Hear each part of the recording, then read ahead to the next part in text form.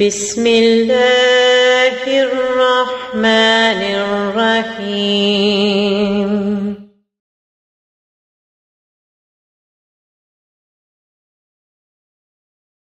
So we're going to talk about, or the topic I was given, part of the Seerah is from childhood to the open calling. So this is obviously in the early part of the Seerah of the Prophet ﷺ. So we're looking at the years 569 to 610 to begin with. So signs of divine protection.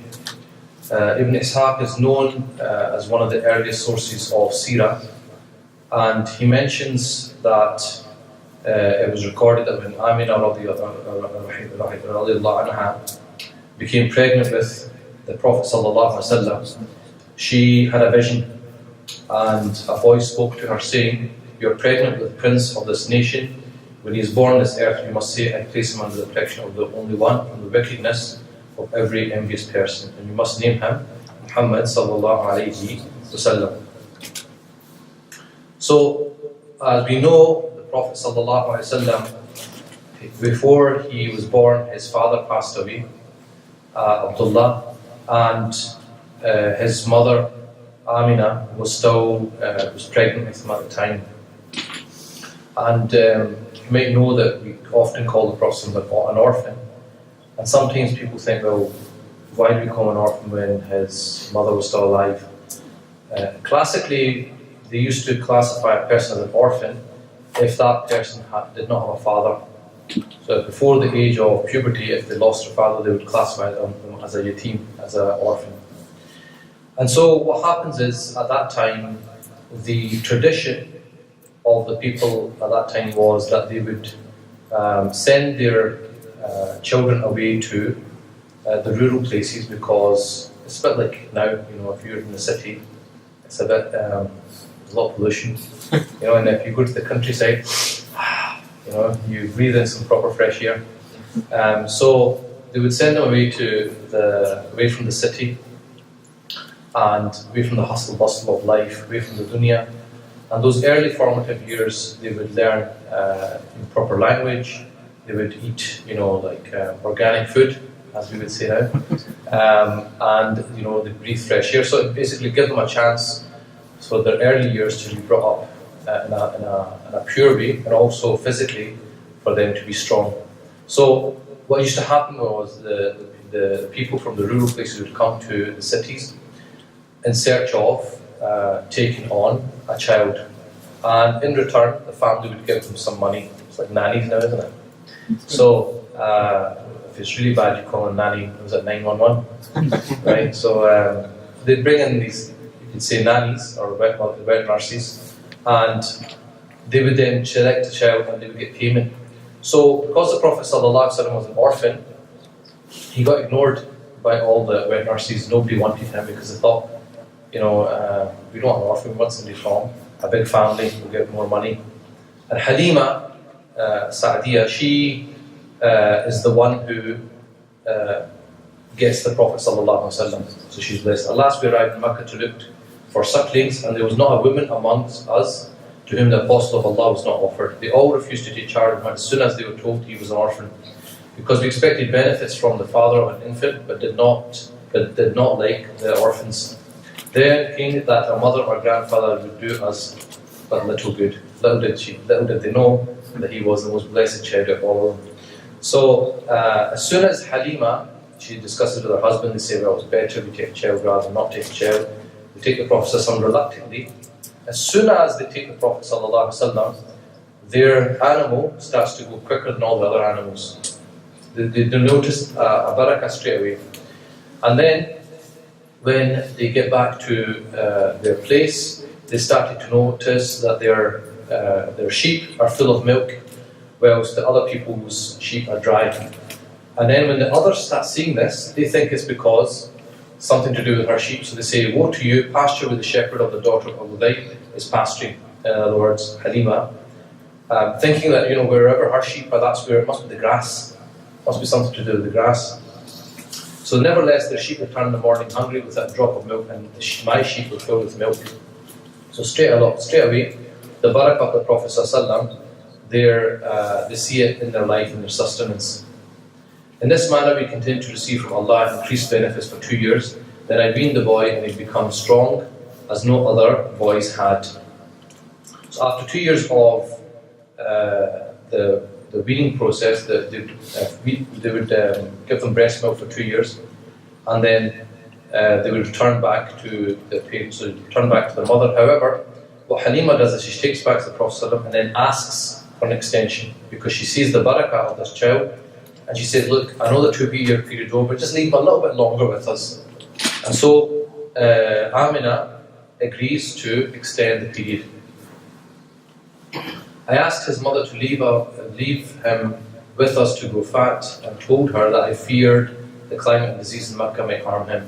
We did not cease to insist upon her until she allowed us to take him back. So then what happens is, the cleansing of the heart takes place. The cleansing of the heart takes place, and the ulama differ how many times this happened to the Prophet ﷺ. We know this incident, and some have said it's even as much as four incidences in the Prophet's life. For example, before the Mi'raj is an example when it also happened. So it was not longer than a month after our return that his milk brother came running to me and his father, saying, 2 men dressed in white garments have taken hold of my brother and have thrown him onto the ground. So it's called milk brother because he shared the same mother for breastfeeding. And as we know in fiqh, your relationships can be of different types. Obviously marriage, and then your blood relations in your marriage, you have father-in-law, mother-in-law, these relations. And then also rida, which is if you breastfeed from a woman and other children breastfeed, then you become mahram for those people. So you can't marry, intermarry. So they had the same milk mother, which is Halima, as the Prophet ﷺ. So basically, the Prophet had milk brothers and sisters. And so, clarifies, whilst I and my milk brother were pasturing some animals in the rear of our house, 2 men came to us dressed in white garments, bearing a gold platter full of snow. They took hold of me, opened my belly, extracted my heart, split it open, and took out a black lump of blood, which they threw away. Then they washed my heart and belly with snow until they had purified them. Some narrations say that it wasn't snow, it was zamzam. So, Allahu A'lam. But 2 angels, Allah subhanahu wa ta'ala sent 2 angels to cleanse the heart of the Prophet sallallahu alayhi wasallam.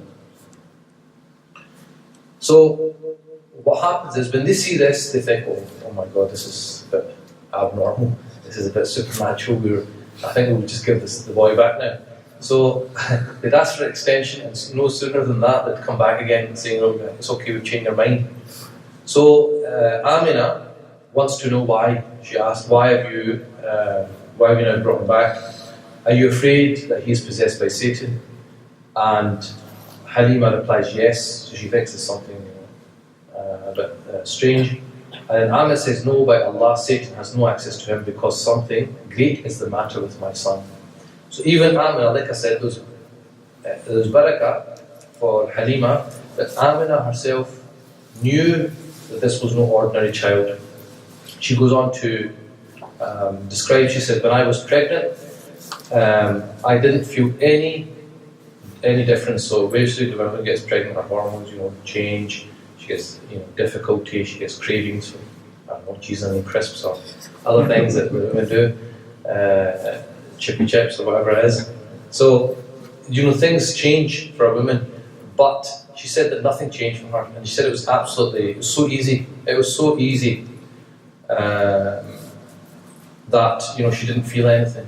When she says the Prophet was born, she said she saw a light that came out, and she said it shone. I could see everything from the east to the west, and that's a quite reasonably strong hadith. There's other hadith that mention.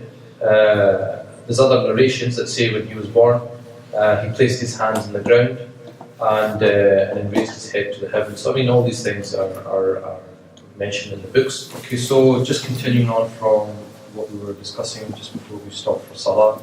So we've got to the point where the Prophet ﷺ is given back to his mother Amina, and he remains with his mother until the age of 6 when his mother passes away. So when the Prophet ﷺ was 6 years old, his mother took him to Yathrib to pay a visit to her father. She also wanted to call on the grave of her late husband, but on the way back to Mecca she died at a place called Abwa.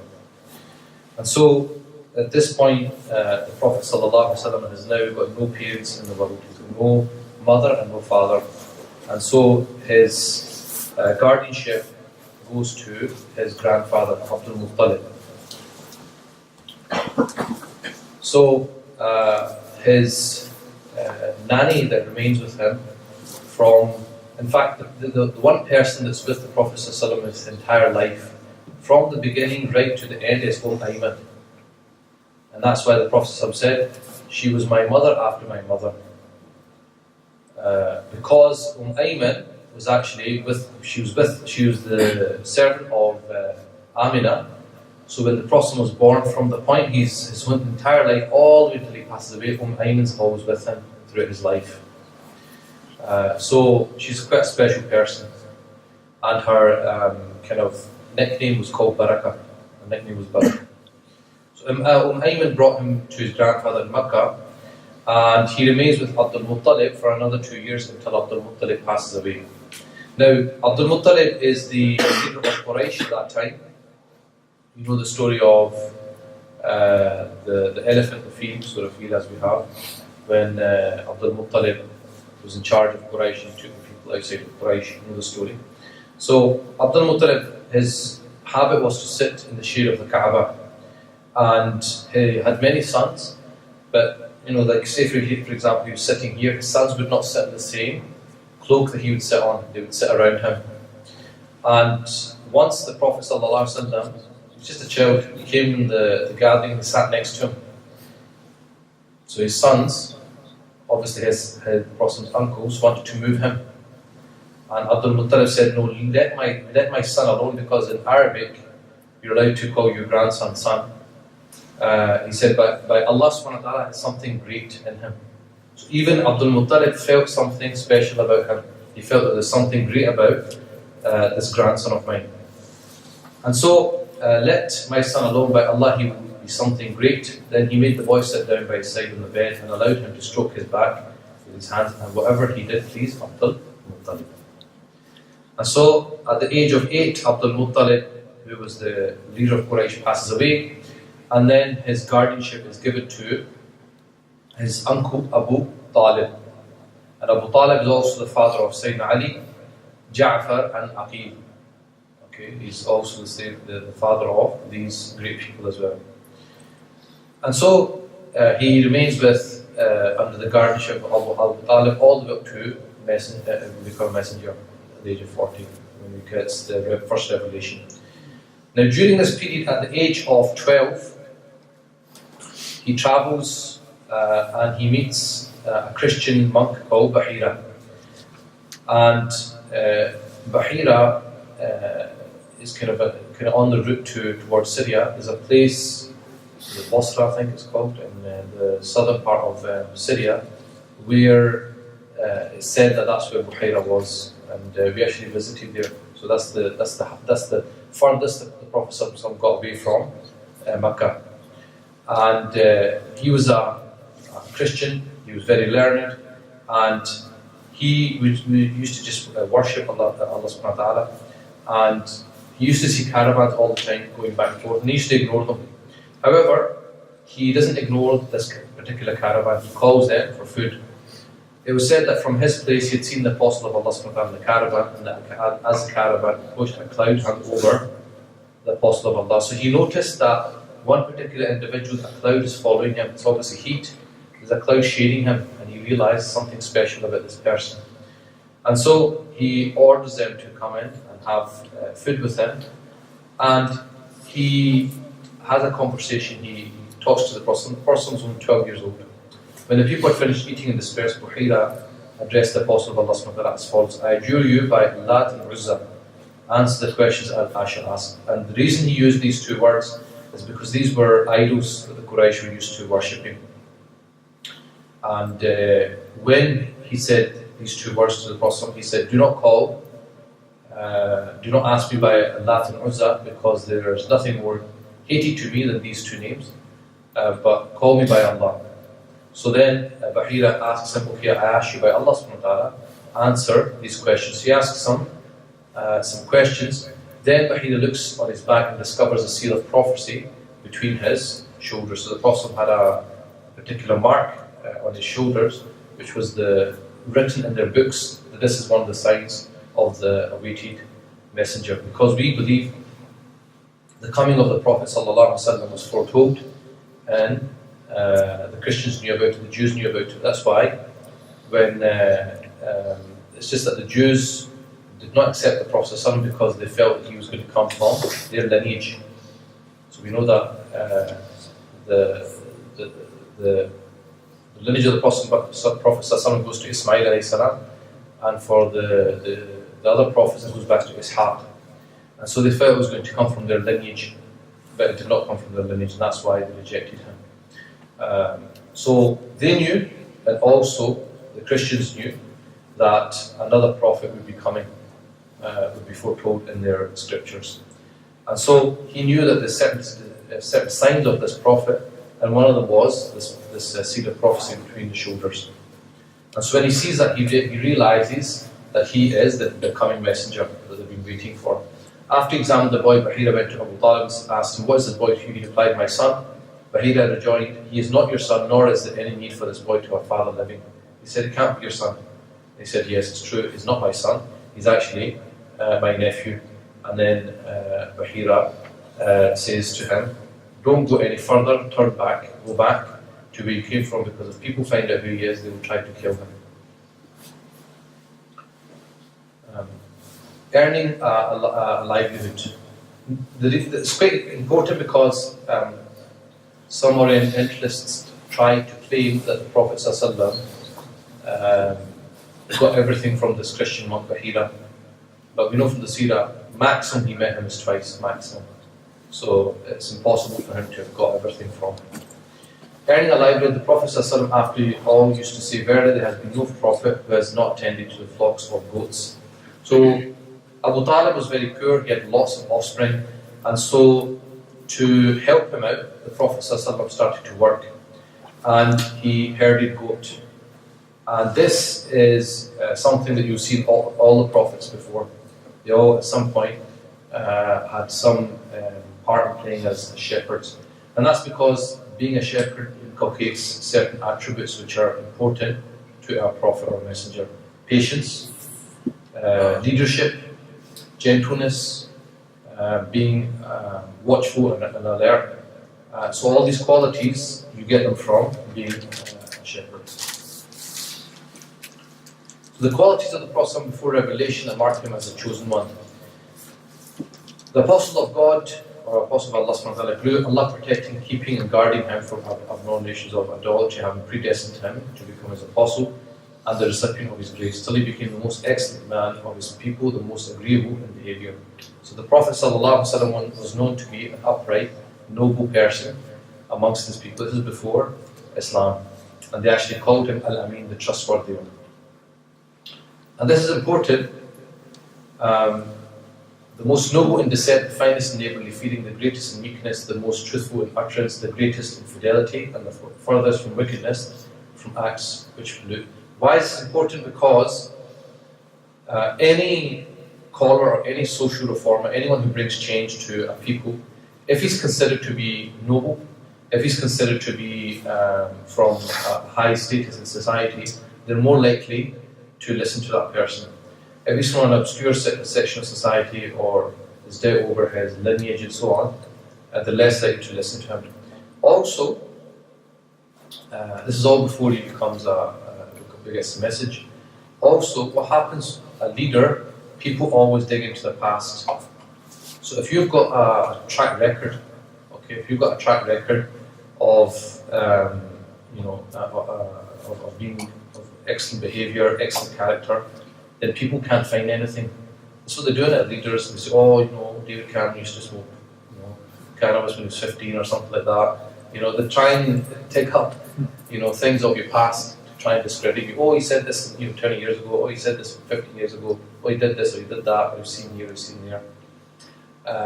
So it's very important that somebody who Allah subhanahu wa ta'ala has chosen to be his greatest prophet be from the most noblest lineage and also have the most noblest character. So exalted and noble that he was called amongst his people the faithful, the Ameen, or the trustworthy one, because of his qualities, good qualities Allah subhanahu wa ta'ala had bestowed upon him. So this leads us to another instance which happens around the age of 20. The Prophet is about 20, and a very famous story happens in the Seerah called Hirful Fudul. What happens is a man from Zabid comes to sell his merchandise in Makkah. One of the Quraysh chieftains purchases it but doesn't give him his money.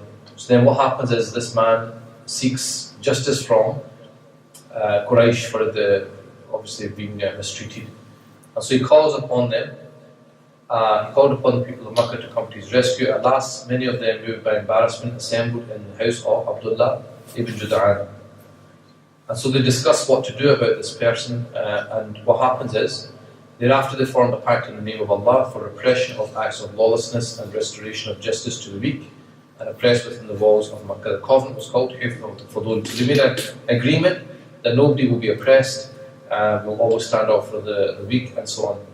And this is important because the Prophet ﷺ, in a narration, this is after he became a prophet, he said, this is later in his life, he said, I witnessed that confederacy in the house of Abdullah ibn Jud'an. It was more appealing to me than the herds of cattle. That's wealth. Even though in the period of Islam I would respond positively to attending such a meeting if I were invited. Meaning that the Prophet ﷺ looked back to this event when he was 20, and he said, if I was called to a similar event, I would come to it and agree on it, because the nature of it was good. And a lot of scholars take this as evidence that we are allowed to make any kind of agreement or come to any kind of conference where there's good, there's general good for everyone. It doesn't matter if the Muslims organised it or the non-Muslims organised it. As long as the content is something which is agreeable to us, agreeable to them, then we should come together and contribute to it and agree on it. So the rebuilding of the Kaaba, the next event which is significant again before the prophethood, is the rebuilding of the Kaaba. What happens is the Kaaba is rebuilt, and when it gets to the point where they're putting the black stone back, a fight breaks out. Everybody wanting to lift the blessed stone, and this actually remains for 3 to 5 nights. They're actually arguing about this, so it's going on for a few days. And so they get together and they decide how we're going to resolve this. They say, okay, one of them says, well, why not let who next enters to the door of this mosque to be the arbitrator and let him decide. When the Prophet ﷺ comes in, they're happy because they say, oh, it's Al-Ameen, it's the trustworthy one, so they trust his judgment. The Prophet ﷺ then says, okay, everyone put onto a cloth, and the main tribes hold the corners of the cloth, so they all have a portion in taking part, and he puts it back, and they agree to that. So he avoids bloodshed because of his wisdom. So lessons in personal qualities. Like I said, what this illustrates is the Prophet ﷺ had high character. وَإِنَّكَ عَلَى خُلُقٍ عَظِيمٍ. You are a vast character. But even before he became a prophet, he had immaculate character. And why is this important? In another incident which happens after the message, Abu Sufyan, who is going to Syria, and he's going back and forth with the caravans, he meets the leader, Hiraqal, who asks him, he finds that there's a messenger and he's calling to Allah subhanahu wa ta'ala and so on. So he asks him, I asked you what is his lineage was amongst you, and you state that he's from the most noble one. So he asks Abu Sufyan, and Abu Sufyan is still a mushrik at this point. He asks him, what is his lineage? And Abu Sufyan says, he's from a noble lineage amongst us. So he says, I asked you what his lineage was among you, and you stated he's from the most noble one, because Allah does not choose a prophet except from the noblest of his people with the noblest ancestry. So Hiraqal is a Christian. How did he know this? Because again, it's another illustration that the Christians were waiting for another prophet to come. And they already had information that he'd be, have particular characteristics. And so he wanted to check, is this the same person or not? But obviously, because it would have mean he would have to renounce his kingdomship, he didn't accept the message. Also, if you look at the period before the Prophet becomes a messenger, he lived through hardships in his youth. He lost both his parents, which makes him more sensitive to noble human causes. So everything happens to the Prophet for a reason.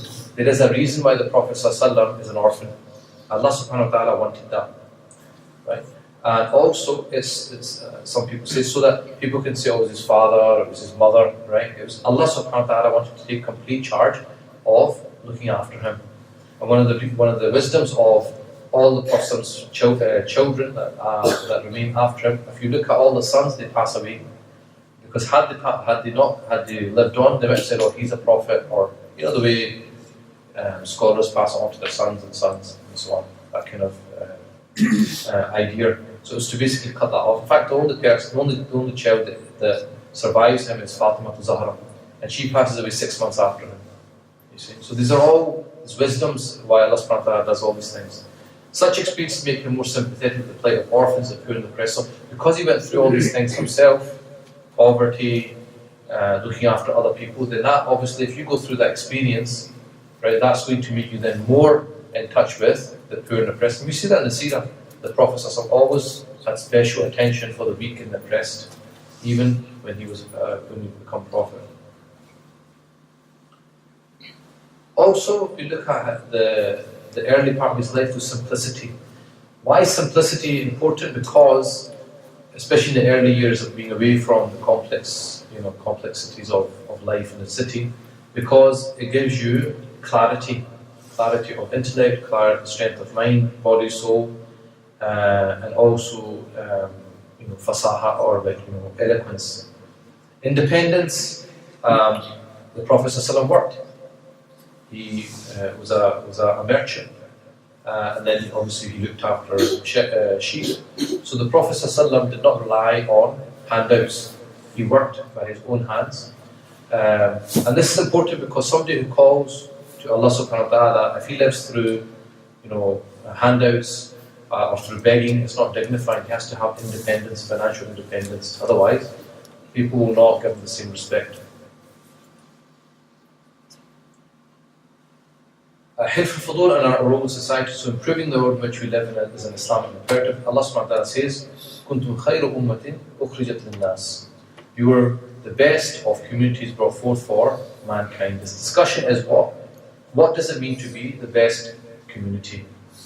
What does it mean to be the best community? One of the commentators on the Quran says this means the best people for others. So when Allah subhanahu wa ta'ala says we're the best of people or communities brought forth for mankind, in other words, we should be the best people for other people. In other words, we don't only just look after ourselves and benefit ourselves, but we bring benefit to other people. And if you look at Islamic history, when Muslims moved to new lands, they didn't just pillage them and just destroy the culture. No, they preserved the culture there, they enriched it. They even adopted parts of things which they thought was benefit, and they increased that culture by adding in the morals, ethics that they brought with them, language. And so from this we understand that our existence in the UK, there's a reason why Allah subhanahu wa ta'ala has put us here. Okay?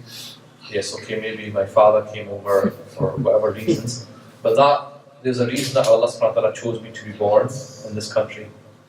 There's probably a reason why, there's a reason why people like me, Sheikh, went out to study. But the thing that we have to think about is what is your purpose? Why has Allah subhanahu wa ta'ala put you in a non-Muslim country, which non-Muslim majority country? Are you just here to earn a living? Are you here just to get a career, get a house, have a car, and go on holiday once a year? Is that your purpose in life?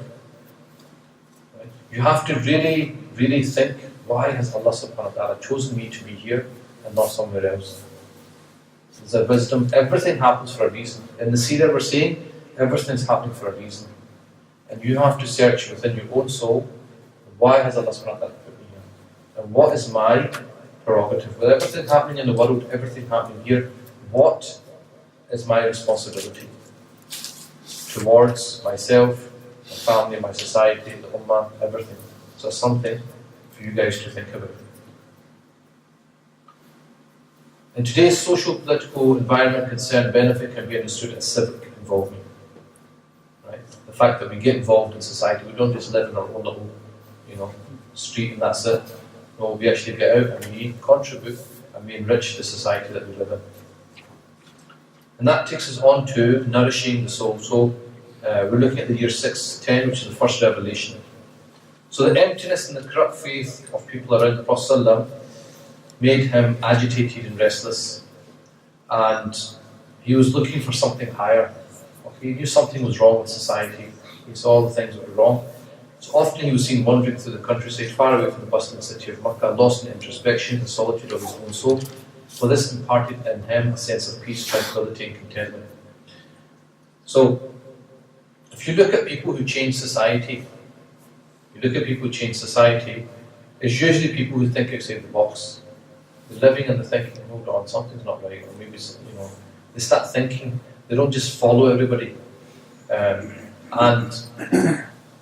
Even if I look at my own journey to be a scholar, I never set out to be a scholar. I was supposed to be a lawyer, right? But that's what my dad wanted me to be.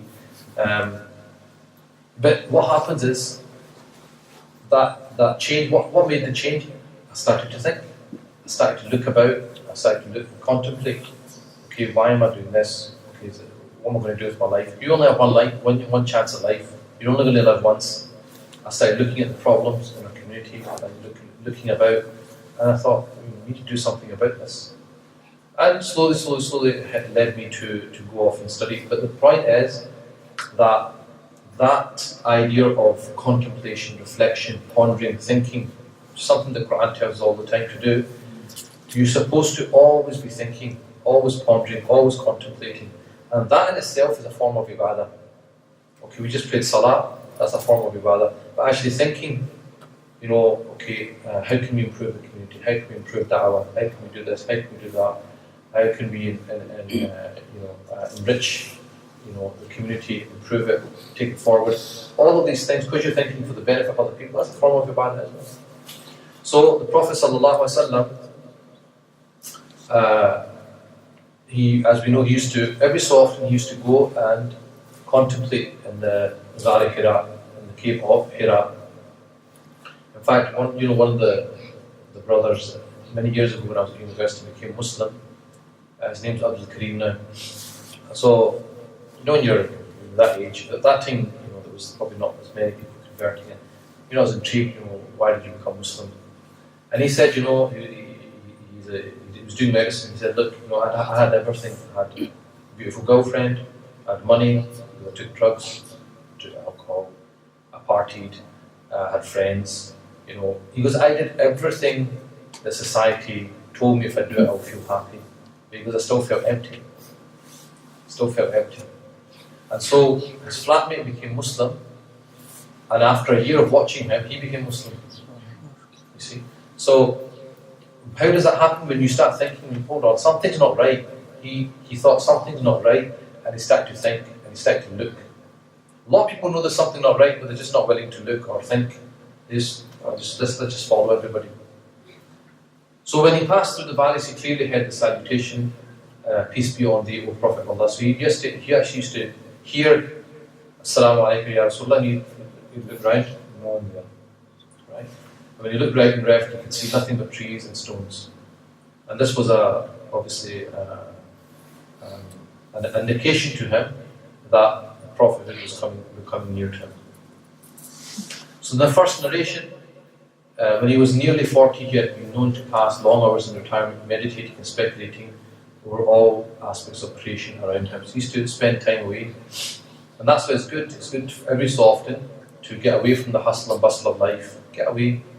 When I was at Hajj a couple of months ago, a lot of people met him after Hajj. Oh, back to dunya and stuff. Because when you're in the haram, you're not there to earn a lot of money, you're not there to cook food, you've got nothing to do, you just go to the haram, you pray and you come back. So what happens is, it takes you out of your normal situation, so you start thinking about your life, you start contemplating about your life, and you start thinking, hold on, wait a minute, is this what I should really be doing? And so that's why people come back to change. So he's looking for answers. And this is why scholars of the past used to, from time to time, take a break from people, isolate themselves, and then come back. And some groups do that. Tablighi Jamaat is probably a very obvious example. Their concept is, every month you go away for a weekend. That's a good concept of just getting yourself out of that, your usual daily routine, and just getting you away for a small period, even if it's only a few hours on a Jummah, is very beneficial. And just to get away and think for yourself. So on Monday the 21st Ramadan at night in the year 610, at exactly 14 years, 6 months, 12 days of age, which is 39 Georgian years, 3 months, and 22 days, which would be our kind of calendar, the Prophet ﷺ receives revelation. So the precursors of revelation assumed the form of true vision that would strictly come true all the time. So the Prophet would get visions. That was the first, precursors of revelation. After this, so what happens is he's in the Gar of Hira, and he used to go there. But before he used to go there, he used to leave provisions for his family. And he'd come back after a short period. And then we know the very, very famous story when Jibreel alayhi salam came down. I'm not going to go into it because we all know the story. And he said, "Iqra, read." And he said, "Ama ana bi-qari', I'm not a reciter." And then he erased them 3 times. Lets them go, and then the first revelation comes in. Iqra bismi rabbika alladhi khalaq.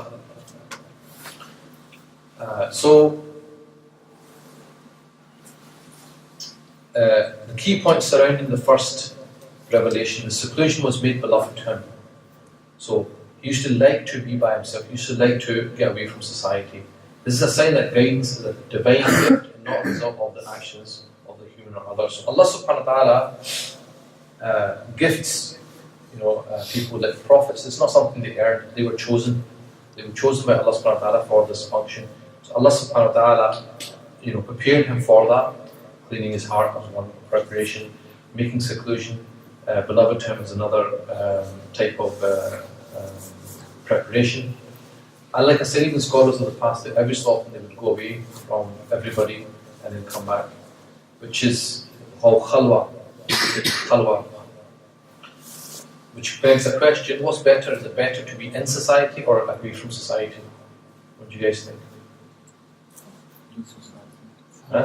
Better both.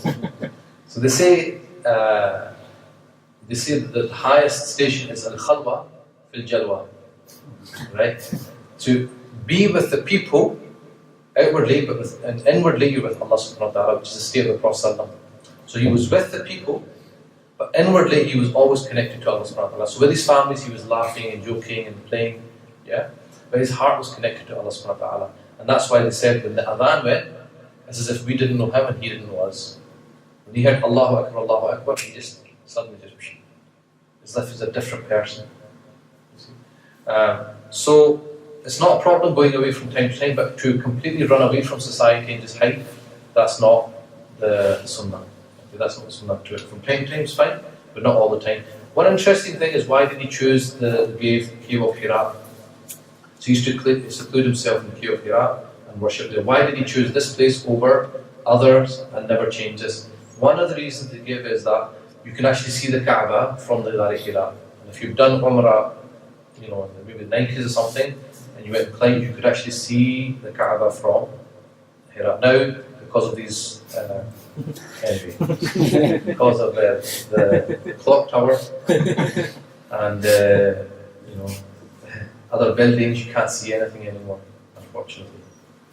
But you could actually at that time, I remember seeing it in 97 when I did Umrah first time. I climbed, you can actually see the Kaaba, very small, but you can see it.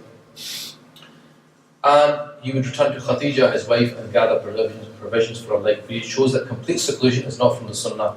So he was doing it, and he was also coming back. Also, this is a proof that your own worship should not be at the detriment to the rights other people have on you. So some people go off for long periods and just leave their families with no provisions. That's completely against the Sunnah. You're supposed to leave provisions for them, they're looked after, then go for a period which you can manage. Don't give me a story of Abu Bakr gave all his wealth away, and when they asked him, what did you leave for yourself? And he said, Allah and his Rasul. Because they say that one of the wisdoms was he knew he had the ability to earn money very quickly. It wasn't like he just gave everything away and that's it. I'm just going to sit and sign on now. He gave it away, but he had the ability, he knew he had the ability to trade and be able to earn money for his family. So if you're at that level, then Bismillah. Why were these verses reviewed first? At the moment that the soul is breathed into the embryo, God makes it into a type of creation different from the time before its 6 stages. So type of mud, then fluid, then thought, then morsel of flesh, then bones, then a body, clothed in flesh. So Allah subhanahu wa ta'ala says in those first verses that we reviewed that the human was made from alaq, right? A clot. And there's a nice take on why was obviously read is knowledge, right? The connection is knowledge. That knowledge is so important. But why this interesting mention of the clot? Because similarly, when prophets receive revelation and the Spirit runs in them, they become new human beings, and no one is able to match them at all in excellence and enlightenment. So just like that creation, Allah subhanahu wa ta'ala creates something. It's as if the prophets are also given a new life when they become prophets. Also, people, when you're just an embryo, you're nothing. You're vulnerable. You're weak. But however, you will become a child. The child will come out. The child can't feed by itself. Can't even look after itself. Then it will start to feed. Then it will start to crawl. Then it will start to walk. Then it will start to run. Then it starts getting bigger, and then eventually it becomes an adult, and then it can take on responsibilities, and then it becomes weak again. But all that happens from something really small. So Allah subhanahu wa ta'ala is showing how something can be very small but can be very great.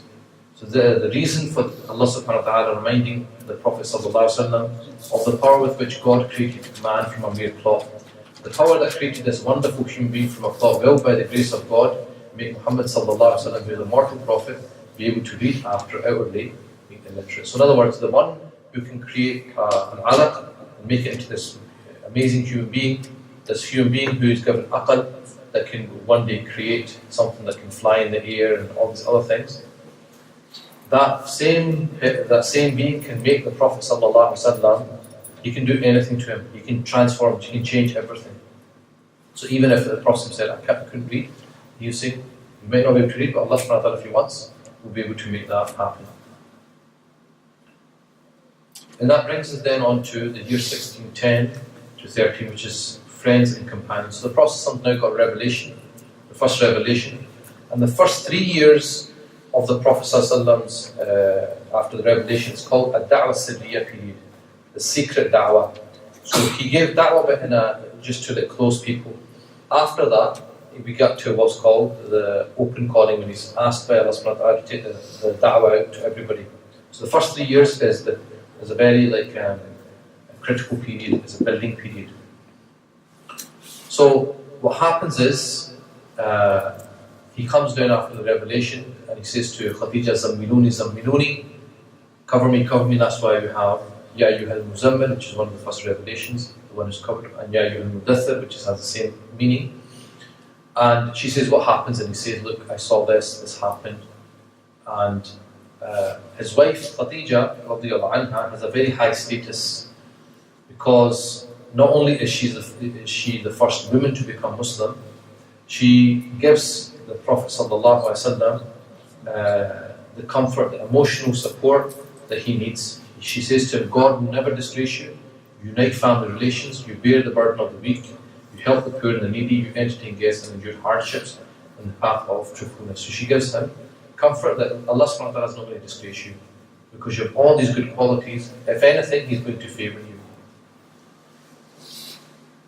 So she takes him to her cousin Waraqah bin Nawfal. And Waraqah bin Nawfal again is somebody who's very well versed in the Christian tradition. And the Prophet tells Waraqah, this is what happened. And Waraqah then says, this is Namus that God sent to Musa or Moses. I wish I were younger, I wish I could live up to the time when your people would turn you out. He says this is Namus, in other words, Jibreel alayhi salam. It's the same angel that brought revelation to Musa alayhi salam and Isa alayhi salam, everybody. The Jibreel alayhi salam is assigned to bring revelation to the prophets. And he says, I wish I was younger. He's very old. He goes, I wish I was younger because your people need to turn you out. And the Prophet ﷺ says, oh, mukhrijiyya, will they actually drive me out? And Waraqah answered in the affirmative. He said, anyone who came with something similar to what you have brought was treated with hostility, and if I should be alive till that day, then I would support you strongly. So anyone who brings any change and challenges the status quo in any way will always get hostility. Right? Anyone who brings something different, something new, will always get something, oh, he's trying to do this, oh, he's trying to do this, or whatever. Every single person that's ever done that, whether at a high level or a low level, will always get opposition. The early converts, Sayyidina Ali. So, Sayyidina Ali, he asked Ali, what religion is this you believe in? And Ali replied, I believe in the Apostle of God, and his revelation is true. I pray with him and I follow him. His father said, he has called you only to what is good, therefore obey him. So Abu Talib, his father, the father of Ali, Sayyidina Ali, he saw that Ali was following the Prophet ﷺ, and he asked him, and he said to him, Abu Talib said, I can't follow his religion because I can't give up what forefathers have done, but he's only calling you towards good. So he didn't have a problem sending his own child to be with the Prophet ﷺ. There is a bit of a disagreement over who was the first, who actually converted first. Was it Khadija, was it Abu Bakr, was it Zayd, was it Ali? What they agree on is the first woman to become Muslim is Khadija, the first man to become Muslim is Abu Bakr, the first child to become Muslim is Sayyidina Ali, and the first slave to become Muslim is Zayd. So that's what they all agree on. The first woman is Khadija, the first man is Abu Bakr, the first child is Ali, and the first slave is Zayd radiallahu anhu ajma'in. And the Prophet, like I said, Abu Talib had many children, and so the Prophet ﷺ was already looking after Sayyidina Ali. He was under the guardianship of the Prophet ﷺ. And obviously then he marries Ali to his daughter Fatima al-Zahra. The early Prophet, so Zayd, now one amazing thing in the story of Zayd is he was a slave who had been bought by Khadija, and then the Prophet freed him and adopted him as his son. Eventually his biological father tracks down Zayd. And when he tracks down Zayd, the Prophet says to Zayd, remain with me if you wish, or depart with your father if you wish. And Zayd replied, I shall abide with you. So when his father comes to him, the Prophet says, okay, that's your father, you want to go with him, you can go with him, or you can stay with me. Zayd chooses to be with the Prophet over his own biological father. Abu Bakr, radiallahu anhu, I have preached Islam to no one who did not hesitate, consider, or contradict, save Abu Bakr, who neither hesitated nor was perplexed. So, one of the attributes of Abu Bakr that the Prophet ﷺ praised him, he said that everyone had an element of doubt at some point. Abu Bakr never flinched once. Even the story of the Mi'raj, when the Prophet ﷺ goes on the Mi'raj, on the night journey, they come to Abu Bakr and mocking him, saying, oh, now your Prophet says you can go to Jerusalem in one night. It takes us a month to get there. What do you say? So Abu Bakr hasn't been told by the Prophet ﷺ. He just says, if he said it was if that's what he said, then it's true. So in other words, I don't know what he said. If he's saying it, I believe it. So he never flinched, not once. And that's when he was called as-Siddiq. Right? Because he never ever flinched with the Prophet ﷺ. Abu Bakr began to win over the elite of the Quraysh to place their trust in the mission of the Prophet. Abu Bakr had a huge role in the early converts. A lot of Muslims came through his hands. Uthman ibn Affan, Zubair ibn al-Awwam, these are all great Sahaba. Abdurrahman al-Awf, Sa'id ibn al-Waqas, Talha ibn Ubaidullah, all of them became Muslim through the efforts of Abu Bakr. And another thing Abu Bakr was famous for one of his names is Siddiq, another one's Atiq, because he used to, with his own wealth, he used to buy slaves and free them. And a lot of people became Muslim through that. So then what happens is, like I said, this went on for about 3 years, and then the Prophet ﷺ is given an order, وَأَنذِرْ عَشِيرَتَكَ الْأَقْرَبِينَ, and warn your tribe of near kindred. So take your message to your tribe and your family. So the Prophet ﷺ gathers his main family and gives them the message. Abu Lahab, who's the next eldest after Abu Talib, he says, I swear by Allah that this is a bad thing, you must stop him before others do. Abu Talib, however, answered, I swear by Allah to protect him as long as I am alive. So the Prophet tries to gather all his relatives and gives them the message. Most of them reject it. Abu Talib, although he doesn't become Muslim, he says, I will protect him. And this is important because who rejected him? His own family, people who knew him. And sometimes in life, your own family can be an obstacle in your path, especially when it comes to Islam. So you want to wear hijab, sometimes your own family that tries to put you off, or you want to keep a beard, or you want to start practicing or learning knowledge, sometimes your own family that try to put you off.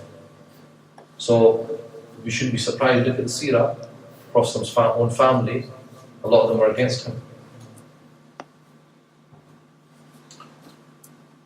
So what happens is, after 3 years have elapsed from the first revelation, the Prophet ﷺ is told now to take the da'wah out to the public.